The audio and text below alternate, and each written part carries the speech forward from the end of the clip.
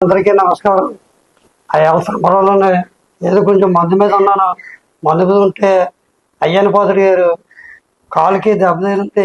ఆ దెబ్బ మీద నా కాలు పడ్డది. దానికి గురించి అయ్యన్న పోతుడు గారు నా మీద కోపడ్డారు. మాకేంటంటే చిన్నప్పటిగా నుంచి మేము ఆల్రెడీ మేము మొదలుతున్నాం.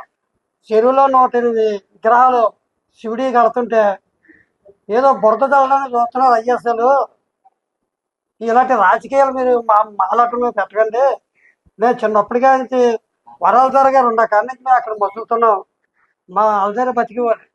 అందు గురించి మీరు రాజకీయాలు పెట్టి మాలాటోళ్ళని అడ్డు పెట్టి మమ్మల్ని భయానికి లాగొద్దు. ఈ రోజు పండగ ఇలా జరిగిందంటే మరి నర్సీపట్నం మొత్తం, విజయవాడ ఏంటి, హైదరాబాద్ ఏంటి, విజయనగరం ఏంటి, శ్రీకాకుళం ఏంటి, అందరూ కూడా గొప్పగా చెప్పుకుంటున్నారు. నోకలతల్లి పండగ కూడా, మరడం పండగ కూడా అయ్యన్న పోతుడు గారు బ్రహ్మాండంగా చేస్తారు. ఓ ఊళ్ళకెళ్ళి అందరూ కూడా చెప్పుకుంటారు. అలాంటి ప్రోగ్రాలు పెట్టారు అయ్యన్న పోతుడు గారు. మీరు అలాంటి రాజకీయాలు అడ్డు పెట్టి మీరు ఏదో బురదలోకి చూస్తున్నారు. మీరు ప్రజలకి ప్రజలు ఎవరు కూడా నమ్మరు.